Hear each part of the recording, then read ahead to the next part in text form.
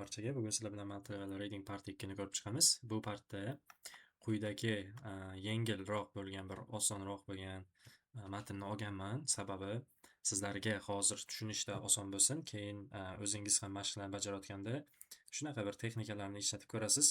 Ya'ni qiyinmi, osonmi, muhimi siz tushunib olsangiz bo'ldi. Shu maqsadda men sizga yengilroq mashq tanlaganman. Xo'p, boshlaymiz.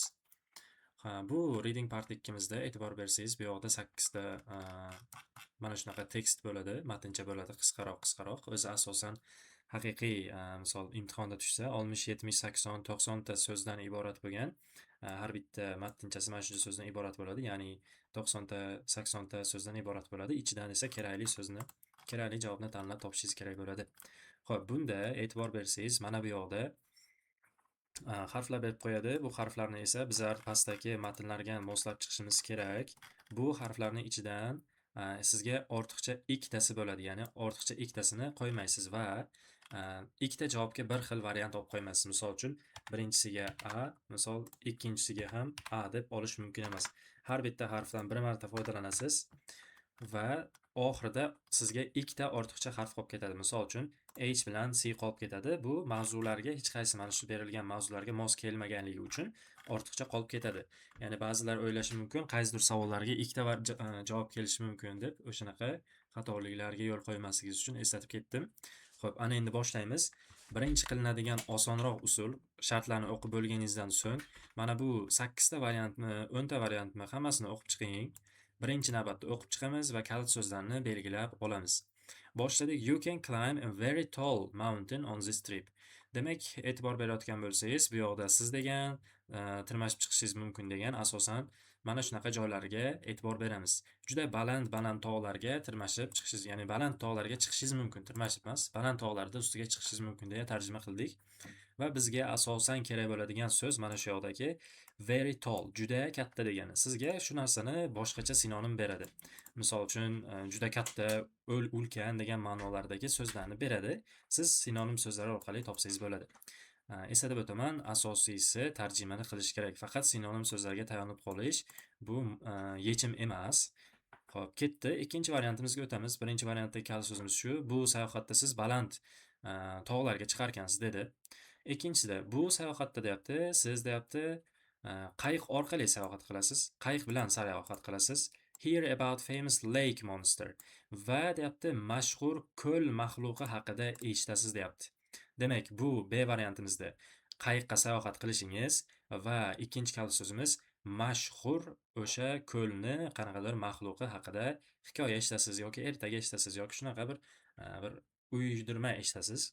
Uchinchisida esa bu sayohat deyapti 18 yoshdan kichiklar uchun deyapti faqat. 18 yoshdan kichiklar, ya'ni bu sayohatga boradi debdi. Asosiy kalit so'zimiz mana bu. 18 yoshdan kichiklari. This trip is only for people deb bu yoqga deyarli kalit so'zi yo'q. Kalit so'zi asosan mana shunaqa detallar bo'ladi. D javobga o'tamiz, D variantga o'tamiz. D variantda you can feed animals. Asosiysi, ya'ni siz ovqatlantirarkansiz hayvonlarni. Kalit so'zimiz ovqatlantirmoq hayvonlarni bo'ladi va deyapti, ferma hayoti haqida o'rganarkansiz. Bu ham bizni kalit so'zimiz. Demak, buni ham o'rganib, kalit so'zlarni belgilab oldik. I variantga o'tamiz. Siz bu yoqda piyoda yurasiz. Deyapti, piyoda yurishingiz ham bitta kalit so'z. O'rganasiz. Nima haqida o'rganasiz? Cities old buildings. Demak, eski qurilishlari haqida o'rganasiz deb aytdi. Demak, piyoda sayr qilarkansiz va qaysidir ko'chalar haqida, qaysidir qurilishlar haqidagi tarixlarni eshitib olarkansiz. Misol, o'zimizda ham juda ko'p eski joylar, ya'ni qadimiy joylar, ziyoratgohlar ko'p. O'shanaqa joylar haqida sizga aytib beradi matnning ichida. You can enjoy art. Demak, tasviriy san'atdan, ya'ni san'atdan rohatlanasiz degan, musiqadan degan, ya'ni while walking around the big city. Katta shaharni aylanib, sayr qilib chiqayotgan paytingiz san'atidan va musiqasidan zavqlanasiz debdi. Asosiy kalit so'zlarimiz aylanib chiqyapmiz katta shaharni. Katta shahar musiqa va tasviriy san'atlarga boy bo'lgan qanaqadir shahar ekan. Ketdi. J variantga o'tamiz. Bu sayohat deyapti takes a full day. Bir kunni oladi deyapti. Buni ham olamiz. Bir kun davom etarkan. You will eat during the tour. Demak, sayohat paytida siz ovqatlanib ketarkansiz. Misol uchun aytishim mumkin, mahalliy ovqatlardan yeysiz, homemade foodlardan yeysiz, uyda tayyorlangan ovqatlar deb sizga aytib ketishi mumkin. H esa this tour is good for people who likes animals and seabirds. Dengiz qushlari va hayvonlarni yoqtiradigan odamlar uchun chiqarilgan sayohat ekan bu H'dagi variantimizda. I'dagi variantimizga o'tamiz. Siz bu sayohat turida deyapti, otlar minasiz, tog'larga deyapti. Demak, tog'larga boradi qanaqadir yoki tog' joylarga borib otlarga minarkan. Xo'p, J variantimizga o'tamiz. Siz tashrif buyurasiz, Old Castle deyapti. Eski saroyga tashrif buyurasiz. U yerda o'tmishda odamlar qanday yashagani haqida ko'rasiz, o'rganasiz deyapti. Ko'rasiz deb aytdi. Ko'rasiz deb 100% endi tushmaydi-yu, shunga o'xshagan jumlalar tushadi. Mavzumiz excursions, ya'ni boyagi ekskursiya deymiz. Guruh bo'lib sayohat qilinadigan sayohatlarga ekskursiya deymiz, bilasiz. Demak, kaliti so'zlarimiz belgilandi. Sal bo'lsa ham esga qoldi. Siz buni bajarayotgan paytingiz vaqtni boshqara olishingiz kerak, ya'ni vaqtga yaxshilab amal qilishingiz kerak. Sababi sizga bor yo'q 1 soatgina vaqt beriladi. Juda ko'p vaqtni sarflab yubormang. Bu narsani mashq qilaverganingiz sari o'zi kalit so'zlarni tagiga chizib alohida qilib o'tirish shart emas. Shartta variantlarni o'qiysizda, keyin bu yoqni o'qib turib, qaysi variantdir yaqinroq bo'lsa, yo'q %100 ishonchingiz komil bo'lsa, belgilab ketaverasiz. Yana bir muammosi borki, ba'zi bir odamlar bitta A'ni o'qib turib, bu yoqdan hammasini o'qib chiqadi. O'qib chiqqancha esdan chiqib ketib qolishi mumkin yoki topishga qiynalishi mumkin. Mana shu narsani siz steak uslubidan foydalaning. Ya'ni steak uslubi degani eng oxiriga olib qo'yamanda, variantlarim kamaygandan so'ng bitta-bitta qo'yib ko'raman. Qaysi biri yaqinroq tushsa, o'shani olaman degan maqsadda steak uslubidan foydalaning. Steak uslubini bildingiz, bitta variant qiyinmi sizga, o'shani eng oxirida olib qo'ying va bu sizga to'g'riroq, ko'proq to'g'ri topishingizga yordam beradi. Birinchi uslubingiz, demak, shartda o'qib oldingiz. A'dan J'gacha nechta harf berilgan bo'lsa, shunaqa variantlar berilgan bo'lsa, hammasini yaxshilab o'qib olasiz, tarjima qilib, kalit so'zlarni taxminan belgilab turib olasizda. Ana endi boshlaymiz o'qib topib ketishni. Demak, birinchisida Loch Ness Boat Tour ekan. Demak, Loch Nessdagi sayohat ekan, qayiqdagi sayohat ekan. Enjoy a relaxing boat trip. Demak, bizda nima bor ekan? Qayiqdagi sayohat bor. Kalit so'z belgilaymiz hozircha. Qayiq degan so'zlarni ko'rdik chunki tepada. Famous Notchless. Demak, bu mashhur Notchless degan, Loch Ness degan joy ekan. Learn about the legend. Mana bu ham yaxshi. Legend degani afsona degani. Of the Loch Ness Monster. Demak, bu yoqda Loch Nessni afsonaviy maxluqi haqida eshitasiz deb qo'yibdi. And take beautiful photos of the lake and hills. Cho'qqilarni va ko'llarni chiroyli bir joylarini rasmlarga olishingiz mumkin. Bu sayohat 2 soat davom etadi deb aytib qo'ydi. E'tibor bersangiz agar, qaysidir variantda shu maxluq haqida so'z ko'rgan edik. Xo'p, bu yoqda demak, B variantiga qaraydigan bo'lsak, siz bu sayohatda kema bilan sayohat qilasiz. Bitta kalit so'zimiz bor. Ikkinchi kalit so'zimiz eshitasiz deyapti, ko'lli monster haqida. Mana bu joyga e'tibor bersangiz agar, Loch Ness Monster degan joylari bor. Demak, shu yoqdan siz birga B variantini olishingiz mumkin ekan. Demak, birga B varianti olindi. Men o'zimga B variantini belgilab olaman, sababi boshqa chalkashmasligim uchun. Ketamiz, ikkinchi variantga o'tamiz endi. Guide deyapti. Bu yoqda guide degani yo'l boshlovchi. Gid deb aytamiz biz o'zimiz tilda ko'pincha. Yo'l boshlovchi will take you through the narrow streets of Edinburgh's old town. Demak, sizni mana shu yo'l boshlovchi Edinburghni eski shahrini, narrow degani tor, ingichka degani. Tor ko'chalari bo'ylab sayohatga olib chiqadi. Edinburghni eski shahriga. Mana shuni ham belgilab qo'ysangiz bo'ladi. Eski shahri deb hozircha. You will hear stories from history. Demak, hear stories qayerdadir tarix haqida o'rganasiz degan joy bor edi. Shuning uchun men buni ham kalit so'z qilib belgilab olaman. And visit old buildings va eski shaharlarni tashrif buyuraman deb buni ham belgilab olaman. The tour is on foot, ya'ni sayohat piyoda bajarilar ekan, ya'ni piyoda sayr qilar ekansiz. Bu ham bitta so'z, ya'ni walk degan so'zga juda katta sinonim beradi. And takes about 90 minutes va bu sayohat 90 daqiqani o'z ichiga olar ekan. Xo'p, ana endi tor ko'chalar dedik, eski shahar dedik, tarix haqida eshitar ekansiz, eski qurilishlarga tashrif buyurar ekansiz va asosiysi piyoda sayr qilar ekansiz. Endi tepaga chiqib, yaxshilab bir qarab olamiz. Xo'p, volk bunda kelmadi, volk yo'q. B variant ketdi, volk yo'q, volk yo'q. Demak, E variantga qaraydigan bo'lsangiz agar, siz bu yoqda piyoda yurarkansiz, bor piyoda yurishimiz. Learn about cities old buildings. Va deyapti shaharni eski qurilishlari haqida o'rganib olarkanmiz. Javobimiz E variant bo'ladi. Chunki kalt so'zlarimiz ikkitadan ortiq. Piyoda yurishimiz, o'rganishimiz va eski shaharlarni shaharni eski bir qurilishlari haqida o'rganadigan joyimiz bor ekan. Deyarli 3 ta kalt so'zimiz bor. 100% javobimiz E variant bo'lar ekan bunda. 3-mashqimizga o'tamiz. 3-mashqimizda aytyaptiki, this full day. O'zi gapni boshida kalt so'z berib qo'yibdi. Full day trip goes to the Scottish Highlands, see mountains, rivers and small villages. Lunch is included. You travel by bus with a guide. Siz avtobus bilan sayohat qilar ekansiz, o'sha gid ham bo'lar ekan avtobusda. Demak, kichkina shaharlarida, tog'larida, qaysidir boyagi daryolarga sayohat qilar ekansiz deb qo'yibdi. O'zi e'tibor bersangiz, mana bu yoqda bir kunni vaqtini olar ekan, bir kun to'la vaqt olar ekan. Ichida obed ham bo'lar ekan. Bu ham kalit so'z. Yo'lma-yo'l yeb ketasiz degan ma'noda aytgan gapni bor edi. Ana endi uncha ko'p cho'zib o'tirmasdan variantlarga chiqamiz. Variantlarga qaraydigan bo'lsak, bu yoqda A variantda boyagi bir kun vaqt oladigani yo'q, C varianti yo'q, D varianti ham yo'q, F variantda ham. Xo'p, walking deyapti. Biz walking emas, basda ketdik. Full day bor mana sizga. G varianti to'liq kunni o'z ichiga oladi va sayohat davomida yeb ketasiz deb aytdi. Bu variantimizga, bu savolimizga G variant 100% tushadi. Endi G variantni yana bir qo'yib ko'ramiz. G variantga kalit so'zlarimiz bor. Lunch is included, ya'ni obed shu sayohatning ichiga va full day trip deyapti. Shu kalit so'zlarimiz yetarlicha bor, shuning uchun qo'rqmasdan G variantni olsak bo'ladi. 4-mashqimizga o'tamiz. Visit one of the most important castles in Scotland. Demak, tashrif buyurasiz deyapti. Shotlandiyadagi eng muhim sayyoralardan bittasiga siz tashrif buyurarkansiz.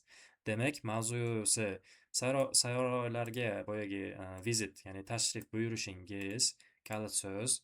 You will walk through rooms once used by kings and queens. Demak, siz piyoda sayr qilarkansiz bu yoqda. Ya'ni and see old weapons and clothes.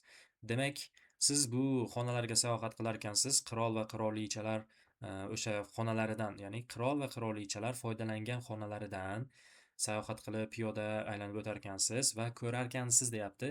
Eski weapons degani qurollar. Eski qurol aslahalar va kiyimlarni tomosha qilar ekansiz. The visit takes 3 hours va sayohat qilish sizdan 3 soat vaqtni oladi dedi. Endi qarang, qirol va qirolichalarni qanday foydalanganligi haqida gap ketganday bo'lyapti o'xshaydi. Ya'ni e'tibor bersangiz agar, siz piyoda yurasiz, qirol va qirolichalar foydalangan xonalar bo'ylab deyapti. O'shalar foydalangan haqiqiy xonalardan, saroyda tashrif buyurdingiz va o'sha narsadan aylanib o'tib ketyapsiz. Va ularni qurollaridan va kiyimlaridan ko'ryapsiz. Qurollari va kiyimlari degan sizga ular qanday kiyinishgan, qanaqa qurollar ishlatishgan, o'sha narsalarni o'rganmoqchisiz. Qaysidir variantimizda ularni qanaqa yashashganini haqida javob ketgandi. A variantda yo'q, C variantda yo'q, D variantda yo'q, F da yo'q, H da esa yo'q. Bunda ham ot minish haqida ketgan yo'q va oxirgi variantimiz J da turibdi. E'tibor bersangiz, odamlar o'tmishda qanday yashashganligini eski qasrga borib ko'rasiz deb aytgan. Javobimiz 100% bu yoqda J bo'ladi. 5-mashqimizga o'tamiz. 5-mashqimizda spend time on a working farm. Demak, working farmda o'sha ishlab turgan bitta fermada nima qilar ekansiz, vaqt o'tkazar ekansiz.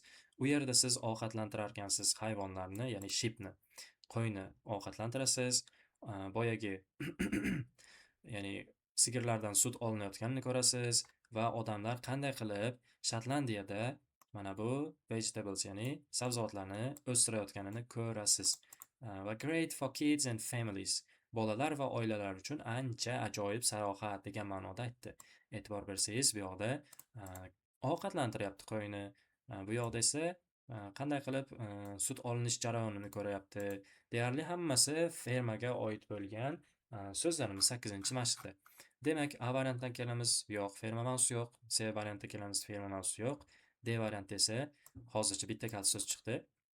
Bu yoqda feed animals degan, pastdagi mashqimizda esa feed sheep deb aytilgan, qo'ylarni ovqatlantirish. Learn about farming life va bu yoqdagi kaliti so'zimiz esa tushyapti, ya'ni ferma hayoti haqida o'rganasiz deb qo'ydi.